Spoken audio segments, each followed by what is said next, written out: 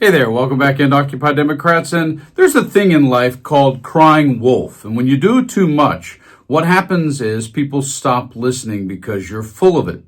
This is something when it comes to the art of the deal by our 47th POTUS, Donald J. Trump, he's never managed to learn. Because in any negotiation, most of us know there sometimes can be unintended consequences. And that's exactly where good old dandy Don Mango Muppet lands in this breaking story, which I'm going to show you in a few moments because, did he just get kicked in the teeth literally by the entire planet when it comes to a major power and Donald Trump's behavior.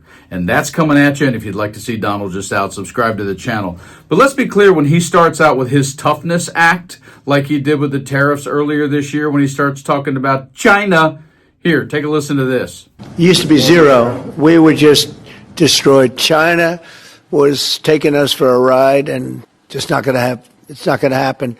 We're going to be very good to China. Have a great relationship with President Xi, but they would make billions and billions and billions of dollars a year, and they would build their military out of the United States and what they made, so that won't happen. But they're going to do very well, and I think we're going to live together very happily and ideally work together. So I think it's going to work out very well. And Trump is really good at somehow trying to find a soft landing for his bravado when he finds an excuse for why they're not getting along, like this. President Xi was, and I would say is, a very good friend. We broke up a little bit. A thing called the China virus broke us up. Voters had a very good relationship with him. But when push came to shove, what did China do? Yeah, China just looked at Trump and said, okay, fine. We won't buy anything. Screw you. This. Add to that President Trump's tariffs, which have created a drop in sales of various U.S. agricultural exports, including soybeans. Data from the American Soybean Association shows the U.S. is losing out on billions of dollars in purchases from China, which spent over $3 billion on soybeans in the second quarter of 2024. So far has spent $0 this year. And my favorite part is Don in his brain, crying wolf, still managed to get people to understand, oh, no, this is going to be easy. It's not that hard. It's a walk in the park. This. He's strong and smart, meaning he wants to take your auto industry, and so does every other leader of a country. They want to take your industry,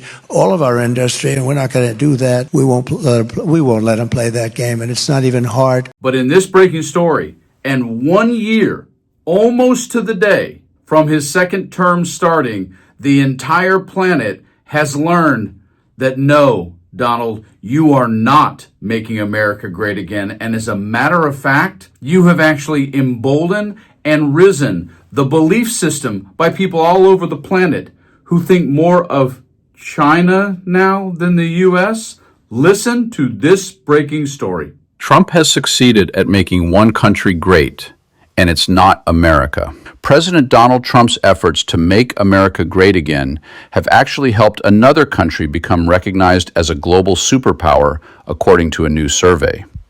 The Guardian reported on Wednesday that a survey conducted by the European Council of Foreign Relations revealed Trump's leadership has made the U.S. more distant from its European allies and helped raise the tide for China. Nearly all of the 21 countries surveyed expected China's influence to grow over the next decade, according to the survey. Amid increasingly favorable views of China, the status of the U.S. as an ally has declined across almost all the countries surveyed, with India the only one where a majority still feels the U.S. is an ally, sharing the country's values and interests, the report reads in part. The results come at a time of great global instability. The war between Ukraine and Russia has grinded on for more than 4 years. There are also wars in the Middle East, and Trump recently approved an operation to arrest and deport Venezuelan dictator Nicolas Maduro and force him to stand trial for narco-terrorism and weapons charges. The survey's authors also warned that the results suggest the old order is over. Political leaders in Europe should no longer ask themselves whether their own citizens grasp the radical nature of the current geopolitical changes. They do, the authors said in a joint statement, adding that Europeans see the old order is over. In the middle of this summer, we're going to celebrate our 250th birthday of America, and we have this guy in the White House literally bringing us to the place where not only our European allies and our UK ally, and also many people in most other countries actually view us as either less reliable and or headed towards weakness because of train wreck in the White House. That is where we are. You guys like and share the video, and stay frosty.